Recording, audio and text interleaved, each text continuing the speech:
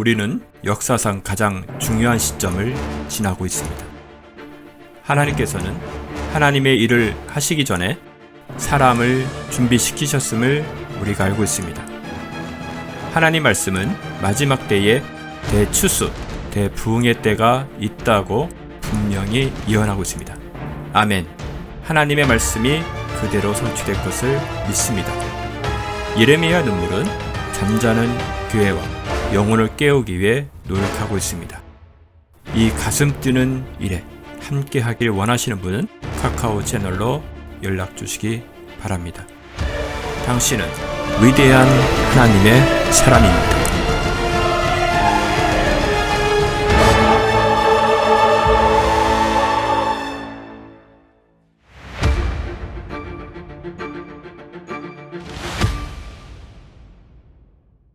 시편 45편 3절에서 7절 우리 같이 시작. 오 지극히 능하신 분이여, 당신의 칼과 당신의 영광과 당신의 위엄과 더불어 당신의 넓적다리에 차소서. 진리와 온유와 공의로 인하여 당신의 위엄으로 승자가 타고 나가소서. 왕의 오른손이 두려운 일을 왕께 가르치리이다. 왕의 화살은 날카로워 왕의 원수들의 심장을 뚫으니 백성이 왕 아래 엎드려 지나이다. 오 하나님이여, 주의 보좌는 영원 무궁하며 주의 왕국의 홀은 의로운 홀이니이다. 왕께서는 의를 사랑하시고 악을 미워하시나니, 그러므로 하나님 당신의 하나님께서 당신께 기쁨에 있고 당신의 동료들보다 우위에 두셨나이다. 아멘. 우리 45편부터 이게 46편을 연결을 시켜야 되겠죠. 시편이 이제 기본적인 구조가 하나님께 자기의 어떤 상황을 아뢰고, 그 다음에 하나님께서 들어주실 것을 믿고 구하고, 끝에 가서는 하나님이 꼭 응답을 주시죠. 그래서 하나님 찬양합니다. 이렇게 시편이 기본적으로 맞춰지는 게 시편의 기본 구조인데, 이 44편은 그거 없이 끝나더라는 거죠. 그걸 보면 사뭇 다른 시편과 다르다 이런 생각이 들거든요. 근데 항상 이 44편을 하면서 여러분들에게 자주 말씀드린 것처럼 왜 이게 찬양시에 들어가 있느냐 이거죠. 우리는 절망에서 기도가 시작되어서 절망으로 끝난 시는, 찬양은 없어 보이는데, 절망으로부터 나온 이 찬양이 절망으로 끝나야만 하는 게 우리 인생에 있다는 거예요. 우리는 하나님을 믿으니까 하나님께서 모든 것에서 건져주시고 또 찾아와 주시고 손 내미시고 라고 하는데, 내가 막 죽어가는데 마치 누구죠? 베드로가 물에 막 빠져 들어가면서 나를 구하소서. 근데 주님이 손을 내밀었는데 안 내밀 때도 있더라. 이렇게 표현하면 이해가 가실까요? 그러면 이게 시편에 등재되어 있다는 것은 우리 인생이 그야말로 주님께서 어디까지 갔다 오셨어요? 저 지옥에 가서 그들에게 증거하고 올라왔듯이 우리 생애 속에서도 그런 게 있더라. 실제 거기를 갔다 와서 하나님 세계를 본 자와 그것을 가보지 못하고 설명하고 이해하는 자 사이에는 굉장한 괴리가 있고, 실제 신앙의 하나님의 훈련과 연단과 시험 속에서 다르게 반응할 수밖에 없겠죠. 이런 것들을 예수님만 겪은 것이 아니라 모든 제자들이 동일하게 겪죠. 예수님이 십자가에 죽자 자기 생업을 위해서 엠마오 마을로 내려갔던 사람, 예수님을 저주하고 부인했던 사람, 실제 그런 상황이 44편과 같아서 내가 정말 하나님을 믿고 따를 수 있는 모든 것이 갖추어졌다고 생각했는데 모든 자원이 완전히 바닥이 나고, 바닥이 났을 뿐만 아니라 정말 내가 그분을 신뢰하고 따라다녔었던 건가? 라는 생각이 들 만큼이나 기가 막히는 자기의 모습을 봐야 하는 44편이 어디로 가느냐? 놀랍게도 45편에 다시 오실 주님을 찬양하는 데로 가더라는 거예요. 우리가 정말 힘들지 않으면 보통 보면 여러분 한번 생각해 봐요. 주님 지금 오셨으면 좋겠다 싶을 때가 통장에 푸짐하고 집도 생기고 그죠? 이럴 때는 이때까지 못했던 거 조금 하고 가게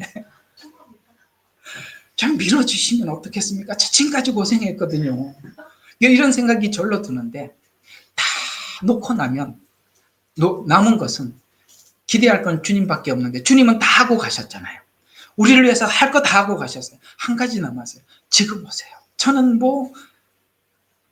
이러나 저러나 손에 볼 게 없습니다. 이 44편. 하나님이 우리 보고 이 절망의 순간을 잘 기억하라고 시편에다가 44 죽을 사자 2개를 집어넣어서 잊지 말라고 그것도 막 44편에다 딱 고정을 해놨다는 거죠. 자, 그래서 오늘 이 죽음 이후에 뭐가 있어요? 부활이 있고 재림이 있어요. 그래서 45편에 왕으로 오실 주님을 찬양하는 거예요.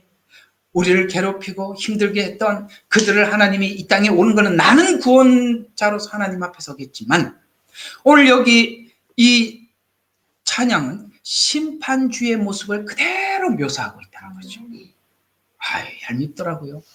막 이렇게 해가지고 막 뒤집어씌워 나쁜 놈들이에요. 그래가지고 하여튼 알죠. 중국 막 이렇게 없는 거 막 뒤집어 씌워가지고 하여튼 거기는 그냥 죄인이 아니라 공안이 죄를 만들면 죄가 되는 거고 공안이 봐주면 다 봐줄 수 있는 거야. 거기는 그래. 이게 원래 그런 나라가 그래요. 좀 전혀 이게 공의가 없는 나라죠. 그래서 오늘 이 45편에 우리 마음속에 주님이 오실 날을 기다릴 수 있는 그런 신자가 되는 것은 이 44편이라는 과정을 지나와서 이 45편에 영광의 주님을 기다리게 되는 것인데요. 우리가 인생을 살다 보면 사는 거나 죽는 거나 별 차이가 없이 만들어 놓고 그래서 바울이 그러잖아요. 내가 사나 죽으나 주의 것이라 이렇게 표현하는 것이 이게 아무나 나올 수 있는 이야기죠. 내 안에 내가 그리스도와 함께 죽었나니라는 말이 이론으로는 알고 있는데 죽었나니를 겪어보지 않으면 죽었나니가 그냥 저 밖에서 떠드는 이야기가 되지 그것이 내 속에서 죽었나니라는 표현을 할 수가 없잖아요. 사나 죽으나 주의 것이로다. 이 말들을 바울이 괜히 그냥 이 정도까지 가야 돼 라는 이야기가 아니라 본인이 그렇게 됐다는 거죠.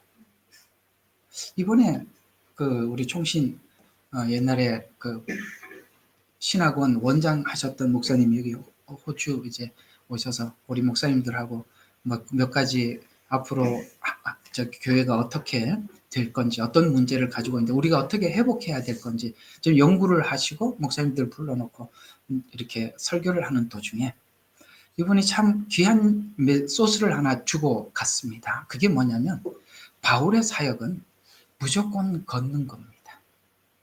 가만히 보니까 다른 사람들은 배를 태워서 보내고 성경에 보면은 그가 걷고자 함이라. 힘들면 계속 걸어가는 거예요. 그리고 다음 지역에 가서 또 전하고 또 걷는 거예요. 그는 평생 걸으면서 1차, 2차, 3차 전도 여행을 하고 그의 생애를 하나님 앞에 드리죠. 우리가 힘들 때마다 해야 될 나의 각오가 있어요.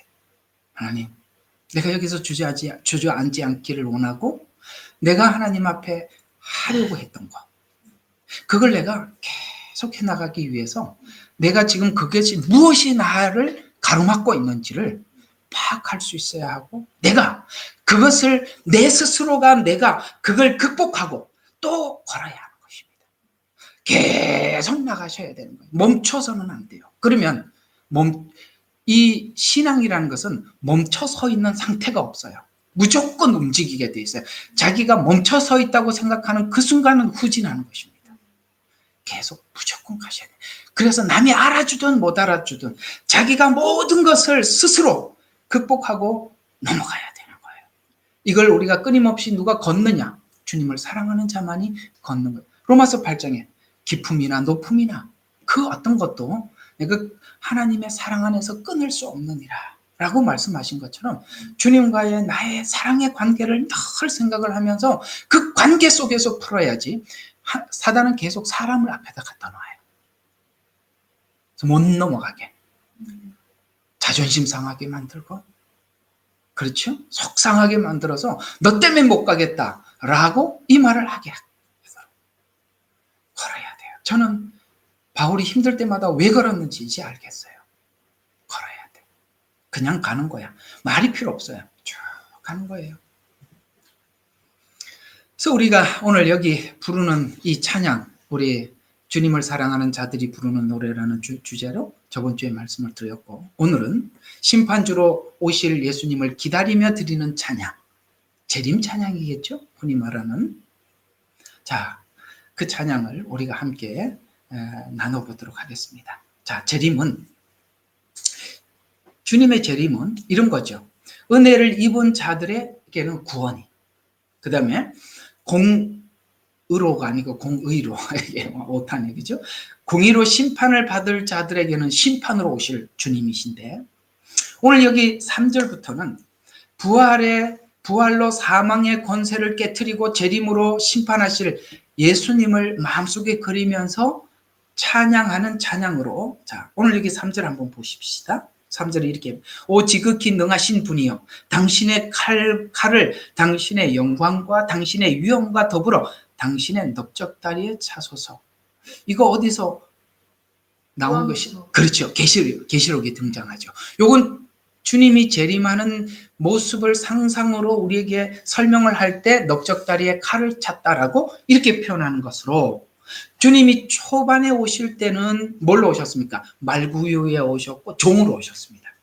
그러나 다시 오실 주님은 심판주로 오시면서 그 다음에 왕으로 오신다는 거죠. 우리에게는 그분이 만왕의 왕으로 이 땅에 다시 오실 것입니다. 그래서 오늘은 이 시인이 3절과 5절을 통해서 왕의 위엄을 찬양하는 찬양에는 입에서 나오는 그 주님의 재림을 상상하면서 입에서 나오는 검과 그 다음에 칼을 넓적다리에 차고 승리하신, 여러분 기독교의 승리는 십자가의 죽음이 승리거든요. 세상은 가시는 게 승리예요. 실력이 승리고 권력이 승리지만 예수님은 십자가로 승리하셨어요. 그래서 우리가 착각하지 말아야 돼요. 제가 이제 저번 주인가 언제 한번 콘스탄틴주의라고 있어요. 그게 뭐죠? 우리 기독교인들이 승리주의라는 거예요. 승리해서 세상을 통치해야 한다. 그래서 우리가 한동안 이런 사상에 젖어서 아이들을 공부를 열심히 해라, 지도자가 되라, 장관이 되고 대통령이 되고 그래서 그 나라를 다스려라 라고 했지만, 사실 그런 관점에서 백인들이 선교를 많이 했습니다. 백인들이 그렇게 승리주의. 그래서 학교를 세우고 계몽운동을 하죠. 학교를 세우고 병원을 세우고 그 다음에 뭡니까? 정치권을 움직이고, 나중에는 인간은 권력을 가지면 그 권력을 섬기는 데 쓸 능력이 없어요. 예수님은 당신이 가지고 있는 권력을 처음부터 섬김으로 썼지만 우리 인간은 그게 불가능하다는 거죠. 그래서 그 권력의 상처를 입은 많은 미션, 그나마 그래도 대한민국이 그 은혜를 받은 것인데 대부분 다른 나라들은 그 선교가 실패로 끝났어요. 승리주의. 사실 어쩌면 하나님께서 착실하게 믿는 모든 사람들에게 영광과 권세와 능력을 주지 않는 이유도 아마 우리 자신을 지키기 위해서 주지 않나라는 생각이 듭니다. 왜냐하면 성경 전반의 내용들이 그런 형태로 우리에게 복음을 설명해 가고 있기 때문에 그렇습니다. 나는 이게 잘 믿는데 안 될까? 이게 안 되는 게 복일 수 있어요. 아멘. 또 그 너무 그렇게 아멘은 하지 마시고 받아서 다스리면 돼요. 네, 못 다스리니까 문제라는 거죠. 자, 그래서 오늘 여기 이 심판의 예수님의 모습을 지금 하나님으로부터 이렇게 환상을 보면서 찬양을 하는데, 이 칼과 화살로 왕의 원수의 심장을 꿰뚫으시는 하나님의 심판을 바라보면서 찬양하더라고요. 여러분, 상대방의 심장을 꿰뚫는다는 말은 무슨 뜻이냐면, 지금 예수님이 입에서 나오는 검으로 이기신다는 말씀인데, 입에서 나오는 검이 어디를 뚫느냐면 심장을 뚫는다는 말은 그가 하는 마음 속에 있는 거짓된 동기를 하나님이 치는 거예요. 우리는 결과를 보고 재판을 하지만 주님은 동기를 가지고 재판을 하는 것입니다. 그래서 우리가 형제에게 했던 그런 값없는 이야기, 농담 같은 이야기도 그 동기를 하나님이 심판하시는 거예요. 무서운 거죠. 우리는 겉으로 뭔가를 하는 것과 내 마음의 목적은 달라요. 세상 사람들은 아무도 그걸 모를 수 있어요. 그러나 주님은 주님의 말씀과 칼로, 공의의 칼로 그걸 심판하시겠다라고 말씀을 하고 있습니다. 마치 하나님은 심판받아야 할 인류를 대신한 예수님을 향해서 정말 온갖 조롱을 사람들이 다 퍼붓게 하시고 그 다음에 그 심장에까지 창을 찔러서 물과 피까지 쏟아준 것처럼 실제 육체에다가 찔러셨지만 우리 마음의 가장 중심에 있는 그것까지 주님은 심판하시더라는 거예요. 심장을 찌르듯이. 그러니 사실 우리가 살아가는 모든 인생에 남들이 알아주지 않더라도 거짓은 없어야 되는 거예요. 그렇죠? 그래서 인류가 사망의 권세를 얻게 된, 그러니까 우리가 사망의 권세를 얻게 된 이유는 우리 자유의지가, 이제 우리가 주님께 돌아와서 회복되는 게 뭘까요? 우리의 자유의지가, 성경은 피 흘리는데 너희 발은 피 흘리는데 빠르다 그랬어요. 그렇죠. 우리 손과 우리 발은 늘 죄를 향해서 내 자유의지가 그쪽을 향해서 갔어요. 그러나 이제는 그걸 돌이키게 된 것이 우리가 복음이 주시는 새로움이 아니겠어요? 그래서 오늘 그 얘기입니다. 인간의 자유의지로 인한 탐욕과 사단이 인간의 탐욕을 부추기죠. 이게 이제 에덴 동산에서 있던 사건들을 묘사하는 거죠. 우리 마음속에는 탐욕이 있어요. 사단은 그 탐욕에 부채질을 하죠. 그래서 우리가 거기에 자유의지가 동조했죠. 그래서 사단이 인간의 탐욕을 부추겨 지은 죄의 결과로 예수님께서 심판하실 권세에서 심판의 내용이 인류를 속여서 죄와 사망의 권세를 부여한 속임, 그 거짓된 사단의 세력을 심판하여서 그러하여금 영원히 지옥에 가두시고 또 인간에게는 자신의 탐심에 따라서 죄를 지은 인류에 하나님이 공의로운 심판을 집행하기 위함이라는 거예요. 그래서 이 십자가는 하나님께서 우리에게 보여준 사랑의 결정체이면서도 심판의 결정체입니다. 정말 그 경상도 말로 얄짤 없는 거예요. 이렇게밖에 이게 말이 그 정도 수준이 끝이에요. 그러니 그냥 알아들으시고, 정말 하나님 무자비하시잖아요. 그렇잖아요. 무자비하시잖아요. 그건 하나님의 심판이 얼마나 분명한지를 그걸 아들을 통해서 우리 모든 인류에게 공포해 주신 것입니다.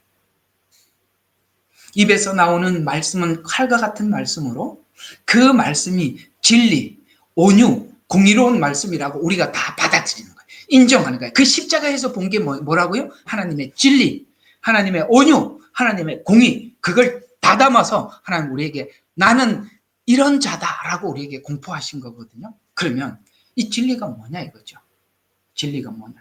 하나님은 이 진리에서 조금도 빗나가지 않으세요. 진리는 뭐냐면, 분명한 진리는 뭐냐면 에덴 동산에서부터 선포된 진리가 있어요. 먹지 말라. 먹는 날에는 죽으리라. 이건 하나님께서 거기에 점도 빼지 않는, 변할 수 없는 하나님의 말씀이에요. 진리예요. 진리가 되려면 진리가 세월이 바뀌어도 변하면 안 되는 거예요. 그래서 내가 곧 길이요 진리요 생명이라고 말씀하시는 거예요. 정확하게 죽으리라를 지금 십자가에서 집행하고 계시는 것입니다. 죽는 거예요.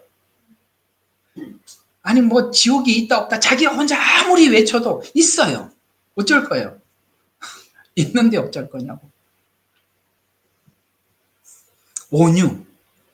그래서 하나님은 이 진리와 공의로 심판하기 전에 진리를, 우리에게 온유를 먼저 주는데, 이 온유가 뭐냐면 바로 이런 겁니다.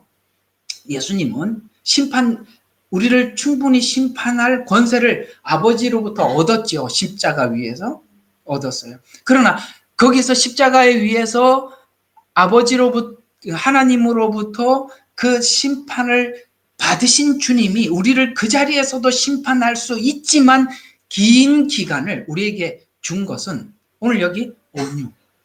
그래서 뭡니까? 재림하여 심판 전하기까지 시간을 두고 우리에게 기회를 주는 것이죠.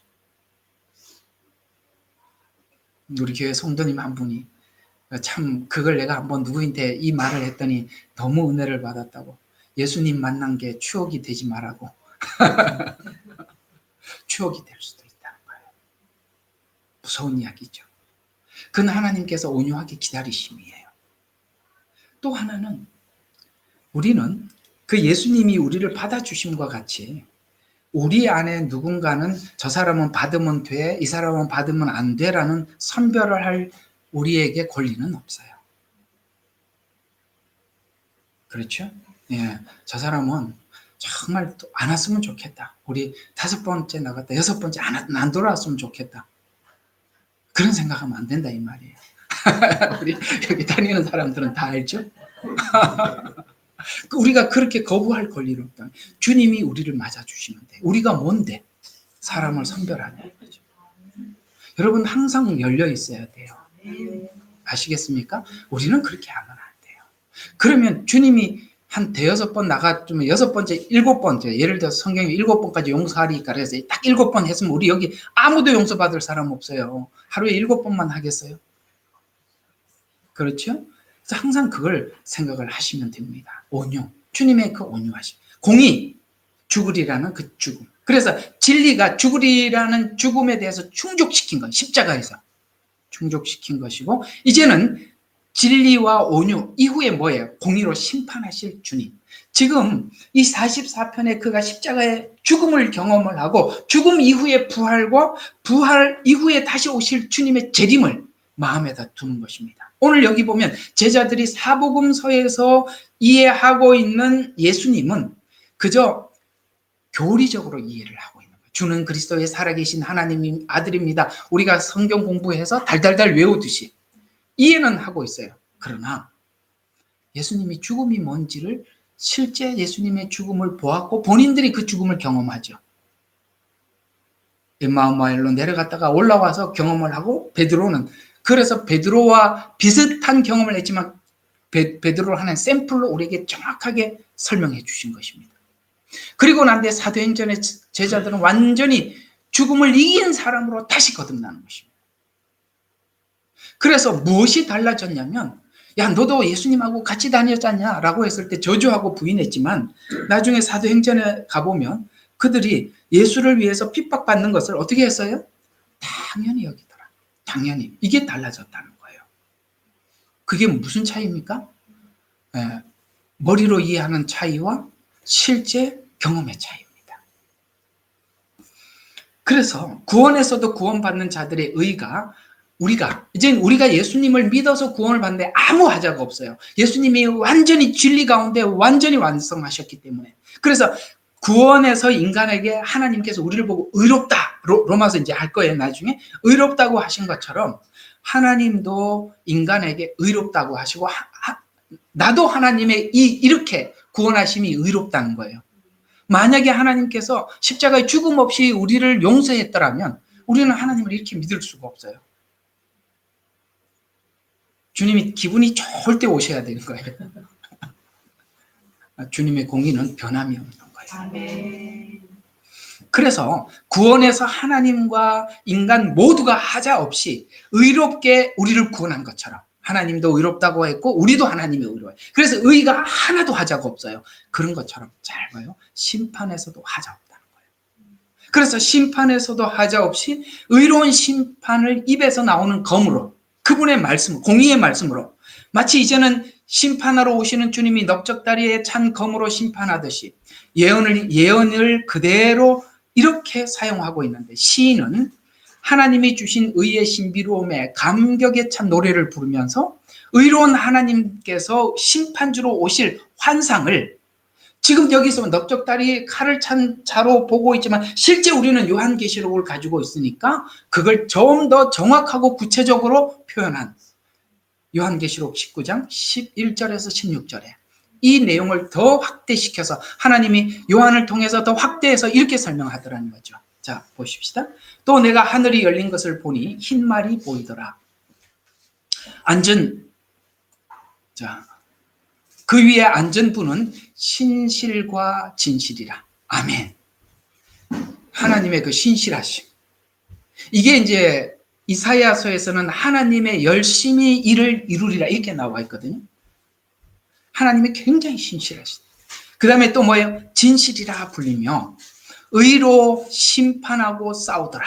뭐예요? 아까 사단은 거짓으로 사람들을 미혹한 것에 대한 그 거짓을 심장부에 찌르고 인간이 탐심으로 했던 모든 것에 대해서 하나님께서 심판하시고 그래서 그 눈이 불꽃과 같고 동기와 중심을 본다는 거예요. 그 다음에 그 머리에는 많은 왕관들이 있고 뭡니까? 승리하신, 십자가에서 승리하신 승리의 통치자로 오신다는 것이죠. 또 한 이름이 기록되었는데 자신 외에는 아무도 모르며 아는 자가 없고 피에 적신 옷을 입었는데 그 이름은 자, 이건 여러분 이제 피에 적신 옷이 잘 들어요. 이건 예수님 십자가에서 흘리신 자신의 피인가? 그게 아니라 요한계시록에서 피에 적신 옷을 앞에 설명하고 있어. 그건 또 다시 설명해 줘요. 그 피는 예수님 십자가에서 흘린 피가 아니라 심판을 상징하는 피거든요. 이제 좀 이따 볼게요. 그거는. 그래서 옷을 입었는데 그 이름은 하나님의 말씀이라 부르더라.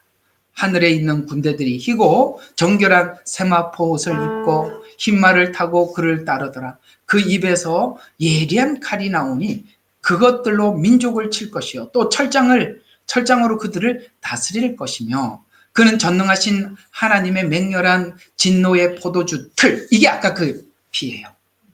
그래서 틀을 밟을 것이라. 또 옷과 넓적다리에 이름이 기록되었는데 만왕의 왕이요 만주의 주라 하였더라. 아멘. 지금 여기 시편은 훗날 있을 주님의 재림주를 짧게 예언했지만 이 내용을 그대로 요한이 확대해서 하나님께서 보여주시는 이 말씀을 오늘 요한계시록에서는 14장 14절에서 20절에 그 피 묻은 옷을 입었다라는 말을 이렇게 묘사하고 있습니다. 요한계시록 14장 14절에서 20절입니다. 14절에서 20절. 자, 또 내가 쳐다보니 보라 흰 구름이라. 아까 뭐가 나왔어요? 세마포 옷을 입고 오더라. 흰 구름이라. 같은 이야기예요. 자, 흰 구름이라. 그 구름 위에 인자 같은 이가 앉았는데 그분의 머리에는 금멸관을 썼고 손에는 예리한 낫. 왜죠? 추수하고죠. 예리한 낫을 가졌더라. 그때 다른 천사가 성전에서 나와 구름 위에 앉으신 그분께 큰 음성으로 부르짖기를 주의 낫을 대어 곡식을 거두소서 주께서 거두실 때가 되었으니 이는 땅의 곡식이 익었습니다 라고 외치죠. 그러자 구름 위에 앉으신 이가 그 낫을 대어 땅에서 곡식을 거두더라. 요거는 누구죠? 의인들의 추수입니다. 오케이? 네. 이게 의인들의 추수입니다. 이거 여러 번 몇 시간 설명했었어요. 그 다음에 그 후에 자, 그 다음에 오더라는 거죠. 자, 심판의 추수는 그 다음에 있대요. 그래서 다른 천사가 하늘에 있는 성전이 내려오는데 그 역시 예리한 낫을 가졌더라. 그 다음에 불을 다스리는 권세 가진 또 한 천사가 제단에서 나와 예리한 낫을 가진 자에게 큰 소리로 외쳐 말하기를 너의 예리한 낫을 대어 땅에 포도송이를, 아까는 곡식인데 지금 포도송이죠. 포도송이를 거두라. 이는 그 포도들이 다 익었습니다. 아까는 곡식도 익었고 포도송이도. 요한계시록은 이렇게 얘기한다 그랬습니다. 악한 자들은 더 악해져가고 하나님을 따르는 자들은 더 선해져가는 것이 환란의 시기인데 그 더 곡식이 되고 더 포도주가 되는 것은 이쪽은 심판을 위해서 익어가는 것이고 이쪽은 주님의 추수를 위해서 익어가는 것입니다. 다른 거예요. 우리가 하나님 앞에 하나님을 믿는다면, 여러분, 저번에 한번 이번 주일날 예배인가요? 성경은 영생에 관한 이야기가 아니라, 어제 했구나. 그죠? 성경은 영생에 관한 이야기가 아니고 예수 그리스도에 관한 이야기라고 그랬죠. 그렇죠? 우리가 예수 그리스도에 관한 이야기라면 주님 안에 그러니까 성경은 그걸 뭐라고 표현하면 내가 주님 안에, 주님이 내 안에 이렇게 표현하거든요. 그럼 우리가 예수 안에 있다고 봅시다. 그러면 44편의 예수님은 어디로 갔어요? 십자가를 지시고 그야말로 지옥과 같은 곳에 갔습니다. 그러면 예수 안에 있다면 주님이 간 곳에 내가 가는 게 신앙이지. 그렇죠? 영생을 얻기 위한 것이 신앙의 목적은 아니라는 거예요. 그러니까 우리 주님께서 내가 예수 잘 믿는데 왜 이래? 아니, 왜 그래요? 주님이 저 밑에까지 내려가니까 같이 가자니까 가는 거지. 그러니까 이렇게 되는 거예요. 나는 예수 믿어 천국 가자고 믿는 게 아니라 주님이 지옥 가면 나도 같이 가는 게 믿음이라는 거예요. 그 얘기지 않습니까? 그래서 여기 보세요. 이는 포도송이들이 다 익었습니다. 그러므로 그 천사가 낫을 대어 땅에 포도송이를 거두어서 하나님의 진노의 큰 포도즙 틀에 넣으니라. 이게 후 3년 반에 있는 대접장이에요. 왜냐하면 여기 15장 이후에 대접장이 나오거든요. 지금 그 대접장을 설명하려고 하는 거예요. 그래서 대접재앙은 포도송이를 밟기 위해서 하는 거다. 이렇게 설명을 해 들어가는 거예요. 그래서 그 포도즙 틀이 도성 밖에서 짓밟히니 그 틀에서 피가 흘러나와 말고의 뼈까지 닿고 1600 스타디온까지 퍼졌더라. 여러분, 후 3년 반에 엄청난 일이 있단 말이에요. 그런 것처럼 주님께서 이 땅에 초림해서 오셨을 때는 인류를 구원하시고 용서하시고 우리를 사랑하시고 그렇기 위해서 오셨다면, 이제 오늘 주님의 십자가를 경험한 시인이 45편에 와서 뭘 지금 환상을 보고 있어요? 다시 오실 주님을 환상을 보고 있다는 것이죠. 여러분, 이 땅에 오실 주님이 오늘 여기 신앙 고백을 하고 있는 시인처럼 우리 가슴 속에서도 통일한 마음으로 그 주님을 바라볼 수 있어야 되는 것입니다. 이 말씀이 여기 요한계시록 14장에 이렇게 나와 있지만 실제 이 예언이 여기도 이렇게 나와 있어요. 이사야서 63편입니다. 63장입니다. 이사야서 63장 2절에서 3절. 어찌하여 의복이 붉으며 내 옷의 포도즙 틀을 밟은 자 같은가? 나는 홀로 포도즙 틀을 밟았고 백성 중에 나와 함께한 자가 아무도 없도다. 나의 분함은 그들을 밟고 나의 진노함 속에서 그것을 짓밟으리니 그러면 그들의 피가 내 옷에 튀어서 내가 내 의복 모두를 얼룩지게 할 것이다. 이는 복수의 날이 내 마음속에 있고 내 구속의 해가 오기 때문이라. 아멘. 예. 지금 여기 있는 이 표현들, 요한계시록 14장에 있는 표현, 오늘 시편에 있는 이 내용 모두가 다 그런 이야기들이죠. 지금 이렇게 한번 생각해봐요. 오늘 시편을 쓰고 있는 이들은 고라 자손입니다. 오늘 여기 이사야는 하나님 예수 그리스도의 초림부터 시작해서 재림까지 모든 예언을 받아서 우리에게 기록을 하고 있습니다. 이건 뭘 이야기할까요? 여러분, 이사야이기 때문에 하나님 특별히 이사야에게 준 것이 아니라 주님과 함께 그곳까지 가면 하나님께서 그곳에서 보여주시는 계시가 있다는 거예요. 거기 가서 보는 계시. 아직 저 밖에서는 몰라요. 그래서 하나님께서 여러분들을 하나님께서 이끌어가고 계시고 저를 통해서 여러분들에게 앞으로 다음 단계에 이런 게 있습니다. 다음에 이게 준비되어 있습니다. 라고 여러분들에게 알고 가게 만들어주기 위해서 하나님께서 교회를 세우시고 말씀을 전하게 하시는 거거든요. 시편 2편 9절. 우리 시편 딱 시작할 때 아주 눈에 쑥 들어올 만큼 외우고 싶은 메시지가 있었죠. 시편 2편 9절에 철장 권세가 나옵니다. 자, 내가 그들을 철장으로 깨트릴 것이며 토기장의 질그릇같이 산산조각 부수리라. 요즘은 가끔씩 철장 권세를 자기가 가졌다고 하는 분들이 나오고 생기시더라고요. 그럼 좀 더 심하면 자기가 생명책에 이름을 쓸 수 있다고 하는 분도 생기는 시대가 왔습니다. 아주 대단한 분들입니다. 거의 뭐 예수님 수준이죠. 자기가 자기를 통해서 이름을 생명책에 기록할 수도 있고 자기가 철저한 권세를 가져서 깨트릴 수도 있다는 거죠. 참 이게 사단이 마지막 때 자기가 할 수 있는 최선을 다하는 것 같은데 정말 참 기가 막히는 상황이 연출되고 있습니다. 자, 그래서 포도주 틀을 밟는 것은 이게 바로 하나님의 의의 완성이랍니다. 지금 여러분 십자가에서 의가 완성이 됐어요. 그 완성된 의가 여러분들이 믿는 거예요. 완성된 의를 우리가 믿음으로. 그래서 제가 성막을 설명할 때 죄를 하나님께서 우리를 구원하시는 이 구원이라는 것이 오헬이라는 이 원어로 보면 이렇게 덮다라고 했죠. 덮어놨지 사라진 게 아니에요. 예수님의 보혈로 우리가 덮여져서 안 보이는 거예요.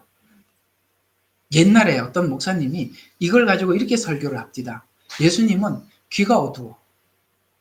그래서 예수님 이름으로 기도하면 그냥 이렇게 하고, 하나님은 또 눈이 어둡대. 예수님 피로 덮이면 그 안에 뭐가 있는지 묻지를 않는다는 거예요. 참 은유적인 표현이지만 좀 우리가 알아듣기 쉽게 얘기해 준 것 같아요. 이 성막이라는 말이 오헬이라 텐트 덮다 이런 뜻이거든요. 이렇게 덮어주시는 애. 그래서 여기 보니까 철장 권세를 가지고 이 땅에 오셔서 심판하시는데 우리는 주님 앞에 뭘 가지고 갔었냐? 죄를 가지고 갔더니 의로 대답해 주신 거예요. 그리고 우리가 의가 소유된 자들이에요. 하나님의 소유가 된 거예요. 그러나 아직 그 의를 입지 못한 자들은 하나님의 의로 심판을 본인이 받아야 되는 거예요. 우리는 대속한 거고. 이게 믿음이냐 믿음 아니냐의 차이거든요.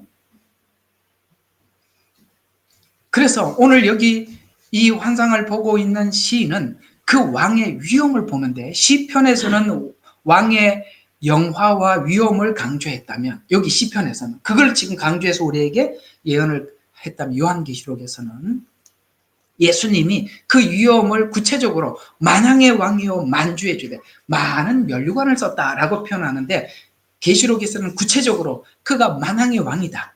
만주의 주다. 이렇게 함으로써 많은 면류관을 쓰고 있는 모습이 그 위엄으로 나타나더라. 또 예수님의 승리는 공의로 승리하실 승리다라고 말씀하셔서 시편에서 왕이 진리와 온유와 공의, 아까 이제 설명을 했으니까 그 싸우는 모습이 요한계시록에서는 공의로 심판하며 싸우더라라고 여기 있는 내용을 좀 더 구체적으로 이렇게 말씀하시더라는 것이죠. 초림 때는 싸우러 오신 게 아니에요. 그렇죠. 재림은 심판하고 싸우고 물리치고 정리하고 오시는 것입니다. 그래서 심판의 기준 아까 이제 말씀드린 것처럼 진리, 온유, 공의로 심판하신다. 그래서 신자가 예수님을 찬양하는 찬양에서 볼 수 있는 심판의 공의. 종들의 피를 갚아주셨습니다. 라고 하나님 앞에 찬양을 하죠. 이게 이제 그 뒤에 보면은 19장에 보면, 자, 보세요. 14장에서 포도주 틀을 밟으러 온다 그랬어요. 그 다음에 후 3년 반에 대적재앙이 있어요. 그때 피가 얼마나 말 굴레까지 올라간다 그랬습니다. 그래서 후 3년 반에는 엄청나게 많은 사람들이 이렇게 죽어나가요. 그게 모든 심판이 끝나고 난 뒤에 3번의 할렐루야 찬양이 올라갑니다. 이게 요한 시편이 계시록하고 연결이 안 되면 붕 떠나가 버려요. 이게 체인이 없어요. 놀랍죠? 시편이 계시록이다니. 우리는 시편을 시편으로 봤는데 그 안에 하나님의 구원과 심판의 찬양이 있다니. 그럼 구원과 심판은 계시록인데 이거하고 연결이 안 돼 버리면 시편은 혼자 날아가는 거예요. 그래서 여기 보면 3번의 할렐루야 찬양이 있는데 거기에 19장 1절과 5절에 보면 하늘에서 큰 무리들이 찬양하는 이 찬양 속에 2절에 첫 번째 이 찬양이 이런 겁니다. 이 일 후에 내가 들으니 하늘에 큰 음성이 있어 말하되 할렐루야 구원과 영광과 권능이 우리 하나님께 있도다 라고 하면서 이 찬양의 내용이 뭐냐면 순교자들의 피를 갚아주셔서 할렐루야 하더라는 거예요. 이게 로마서 12장인가 가보면 원수 갚는 것은 주께 있으니 주께 받기라는 거예요. 이 날이 올 줄로 믿고 우리가 갚으러 가지 마라. 하나님이 하신다. 주님을 믿지 않으면 사람들과 관계 속에서 원수된 마음 때문에 살 수가 없어요. 우리가 살면서 얼마나 많은 사람들에게 상처를 받고 돌아서고 사람 다시 안 만나야지 하면서 또 안 만나고 살 수도 없고 그런 인생을 살아가는데 우리가 그걸 평생 사람들이 하는 일이 뭐냐? 원수 갚는 일만 하다가 죽더라는 거예요. 그러나 우리가 원수 갚는 일을 하지 않는다면 우리 인생을 허비하지 않을 텐데 그래서 주님은 우리에게 말씀하신 게 그거 주님 앞에 다 네 억울한 거 주님이 다 아신다. 내가 마지막에 그 심장의 폐부를 하나님께서 칼로 공의로 심판하실 것이니 너는 자기를 부인하고 자기 십자가를 지고 그냥 나를 따라오라. 이걸 할 수 있는 거예요. 왜 못하느냐? 자존심 상해서 사람들 관계 때문에 힘들어서 못 가는데 그것만 내려놓을 수 있다면 우리 짐이 다 내. 그래서 수고하고 무거운 짐진 자들아 다 내게로 오라. 원래 이 말의 표현은 유대인들이 짐을 무거운 걸 지고 가면 이 짐을 상대방에게 옮길 때 이렇게 뒤로 이렇게 한쪽은 놓고 한쪽은 짐을 지고 가는 거예요. 이걸 지금 연상하면서 주님이 하신 말씀이거든요. 우리가 이렇게 참 사람들 관계 때문에 오는 짐, 그렇죠? 근데 여러분들이 살아가면서 삶에 많은 무거운 짐들, 질병의 짐도 있을 수가 있고 관계의 짐도 있을 수 있습니다. 근데 이 짐을 주님 앞에 내려놓으면 우리는 내 짐을 내려놓으면 주님이 주시는 짐을 주시고 주님이 주시는 멍에를 우리에게 끼워주시면 우리는 뭡니까? 이런 것 때문에 멈추지 않고 주를 위해서 계속 갈 수 있을 텐데 이 짐 때문에 계속 못 가는 거예요. 따라해봐요. 걷자. 바울처럼 계속 걷는 거야 그냥. 알았죠? 하던 일 계속 하세요. 근데 여기 오니까 참 삽들고 말이요. 하루 종일 일하고 퇴근하려고 그러는데 어떤 사람이 하루 이제 일당을 주려고 와서 저보고 묻더라고요. 도대체 무슨 일을 했냐 지금까지. 보니까 삽질 한 번도 안 해봤죠. 그러더라고요. 그것도 삽질을 하는 사람이라 잘 알더구만요.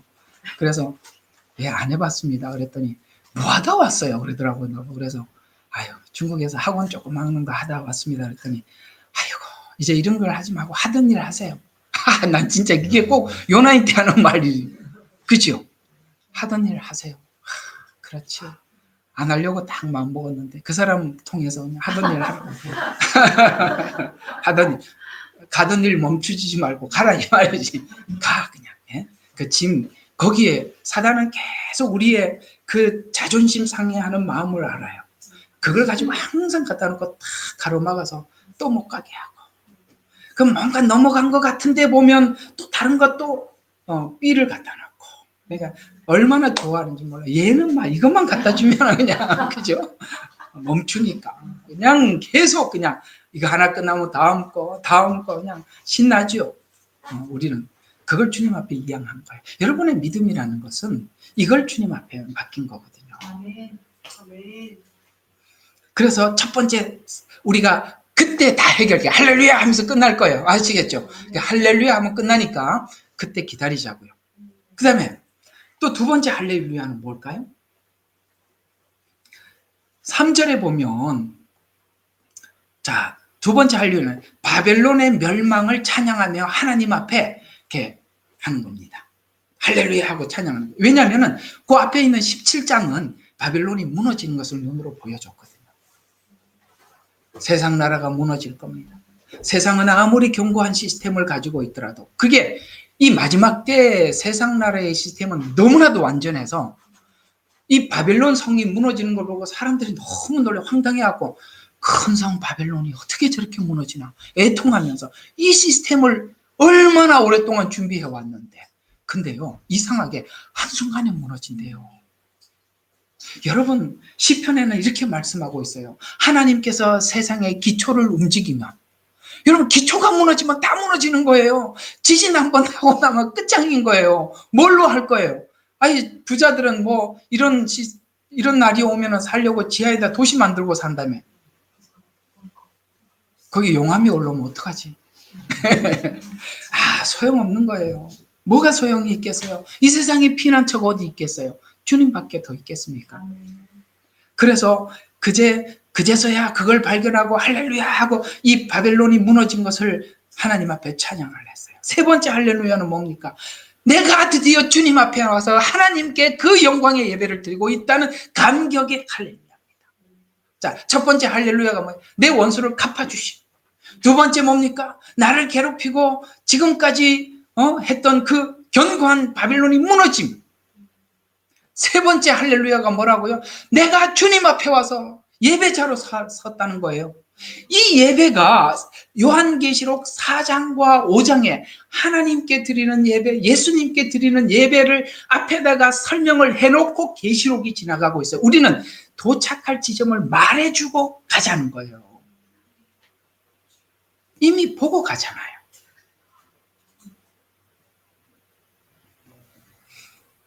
그래서 24 장로와 네 생물이 엎드려 보좌에 앉으신 이에게 경배하여 가로되 아멘 할렐루야 하니라고 말씀하고 있습니다.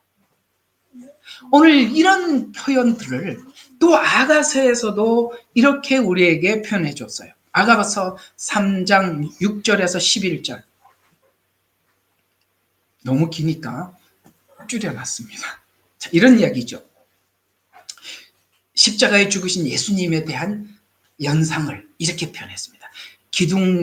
연기 기둥처럼 거친 들에서 올라오는 자가 누구인가? 그게 뭡니까? 성육신 하셔서 이 땅에 오시고 그 모든 갈등을 넘어서 내가 뭡니까? 아버지 뜻대로 되기를 원하나이다라고 기도했더니 주님은 십자가를 지라고 하나님은 말씀하시고, 그래서 십자가를 지고 끝까지 견디시고 그 거친 들을 올라오시는 이가 누구인가? 그 거친 들을 올라와서 몰약과 유황과 상인들의 여러 가지 상품으로 향내를 풍기는구나. 유황과 몰약이 나올 때는 항상 이스라엘에는 사람이 죽으면 그 부패를 방지하기 위해서 유황과 몰약을 이렇게 발라놓는 거예요. 이건 십자가의 죽음을 이야기하는 것입니다. 예수님이 땅에 오셨을 때 동방 박사가 가져다 주었던 것은 바로 그 십자가의 죽음을 예표하는 상징성입니다. 한 여인이 예수님의 발 아래 향유를 부었던 것도 네가 미리 내 장사를 예비했다고 말씀하고 있습니다. 여러분, 기독교는 죽음이 승리하는 길이요. 죽음이 뭡니까? 하나님의 의를 이루는 것입니다. 누가 세상 사람이 죽기를 원하겠습니까? 이거는 주님 안에서 죽음과 부활의 비밀을 아는 사람만이 할 수 있는 일이거든요. 그래서 연기처럼 거친 들에서 올라오는 자가 누구인가? 몰약과 유황과 상인들의 여러 가지 향품으로 향내를 풍기는구나. 그래서 그 죽음의 결과, 예수님의 죽음의 결과를 이 아가서는 그 다음 연속으로 이렇게 설명하고 있습니다. 그 죽으심의 결과로 얻은 신부, 주님은 우리를 당신이 죽음으로 얻은 거예요. 그리고 그 죽음으로 얻고 난 이후에 그 뒤에 이런 이야기가 나옵니다. 이는 솔로몬의 연이라. 이게 아가서에 그대로 나오는 이야기예요. 이스라엘의 용사 중 60명이 둘러쌌는데 다 칼을 잡고 싸움에 익숙한 자들이라. 밤에 두려움으로 인하여 각각 허리에 칼을 찼느니라. 솔로몬이 레바논 나무로 자기의 가마를 만들었는데 신부를 데리고 오기 위해서 가마를 준비했다는 거예요. 그 기둥은 은이요, 바닥은 금이요. 요즘 성막하죠. 이게 다 뭔지 알겠죠? 예. 그래서 자리는 자색 왕권, 왕의 신부라는 거예요. 그래서 그 안에는 예루살렘의 딸들의 사랑이 엮어졌구나. 아멘. 이게 뭐죠? 성령님이 오시는 것은, 이게 성령님이에요. 성령님을 보내셔서 주님 오실 때까지 우리를 보호해 주신 거예요. 솔로몬의 연이라. 그건 무슨 결과예요? 십자가의 죽음의 결과. 주님이 이렇게 말씀하셔요. 내가 가면 성령님이 오실 것이다. 요한복음에 말씀하셨어요. 내가 가면 성령님이 오실 것이다. 그래서 나 있는 곳에 너희도 있게 하기 위해 오늘 여기 아가서 이야기가 그대로예요. 가마를 태워서 데리고 가는 것입니다. 그래서 죽으심의 결과, 성령님의 오심은 죽으심의 결과예요. 그 주님이 죽으신 것 때문에 주님 성령님이 우리 안에 와 계시고, 그 성령님이 말씀하시는 것은, 우리에게 감동하시고 말씀하시는 것은 주님께서 이렇게 오라는 이야기예요. 그게 순종이에요. 그래서 이제 성령님이 오셨어요. 성령님이 오신 이후에 우리가 신부들이 하나님 그 신랑에 대한 기대, 이렇게 시온의 딸들아 나와서 솔로몬 왕을 보라. 혼인 날 왕관을 씌운 왕 곧 그의 마음이 기쁠 때라. 신랑은 지금 뭘로 가득 차 있어요? 기대감. 누구를 만나면, 신부를 만나는 그날을 예수님은 기다리고 있는 거예요. 우리만 두근거리는 게 아니라 주님이 더 두근거리시는 거예요. 그래서 주님은 우리에게 솔로몬의 왕의 가마와 그 둘러싼 용사들의 모습은 시편에서 왕의 영화와 위엄을 의미하고, 칼을 찬 용사들은 솔로몬 왕의 주위에 칼을 찬 용사들이 있는 모습은 시편 45편에 왕이 칼을 차고 있는 모습을, 지금 똑같은 이야기들이 다른 이야기가 아니라 같은 이야기들을, 그래서 혼인과 기쁨, 왕의 혼인 날 기쁨은 시편에서 왕이 진리와 공의를 위해 싸우며 승리하는 기쁨. 그래서 오늘 주님이 위엄으로 오시는데 흰옷을 입고 세마포 옷 입은 자들을 데리고 뭡니까? 군대를 데리고 온다. 그래서 계시록과 아가서에서 찬양하는 왕의 위엄은 왕으로 심판자로서 권위와 위엄을 찬양하고, 이 심판으로 공의를 완성시킬, 심판으로서 공의를 완성시킬 하나님 나라가 모든 민족으로 확산될 미래를 오늘 여기 보니까 찬양을 하든가, 모든 민족들이라는 말이 나오는 거죠. 여러분, 여기서 우리가 한 가지 힌트가 있어요. 바로 마태복음 25장에 나오는 양과 염소의 비유가 민족 심판이라는 거예요. 사실 우리가 그 얘기 나중에 합시다. 거기 빠지면 안 되니까 오늘 여기 조금만 더, 여기까지만 가죠.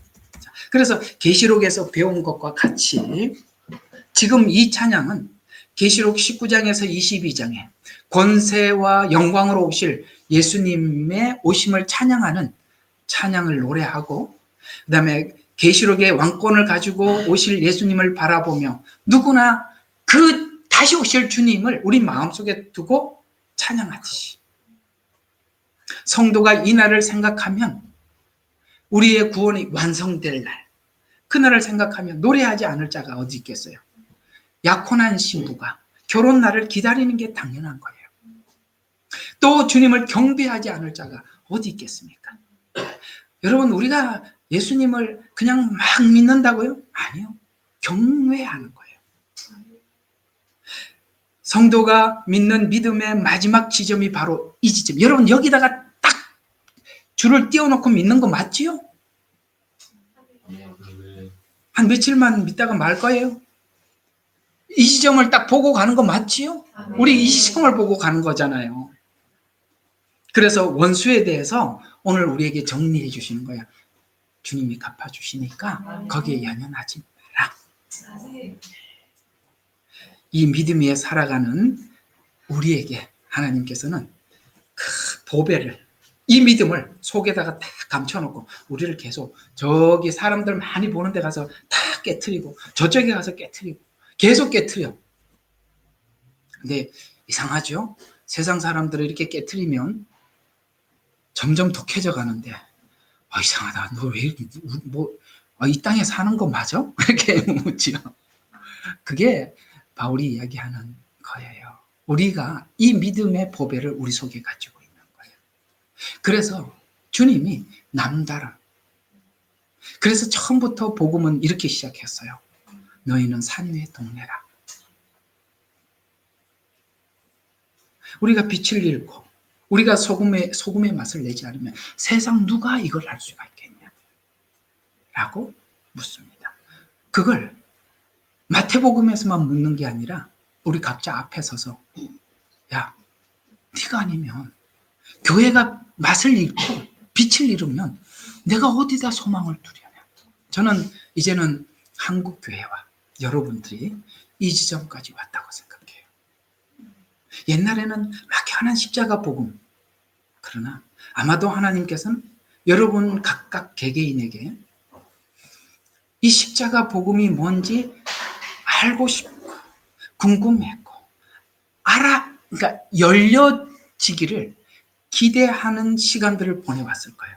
하나님은 이제 이 복음을 선포해 주심으로써 과연 과거에 열리지 않았던 복음들, 아가서가 열리고, 여러분 아가서는 관계, 사랑이 어떻게 하나님 앞에 시작되었으며 어떻게 자라가는지를, 더 나아가서 하나님이 시편을 열어주셔서 우리 영성을 끌어올리시고 전도서를 열어주셔서 삶을 이야기하고 우리가 하나님의 지혜를 모아서 자문을 가진 지혜자로서 살아가는, 이제는 이 지점에 와서 그저 외치는 복음이 아니라 삶으로 드리는 복음이 되기까지 이제 하나님께서는 우리 한국교회를 이 복음까지 열어주셨다는 거, 여러분 모두 공감하시고 여러분들이 그 빛이 되고 소금이 되는 역할을 하셨으면 합니다.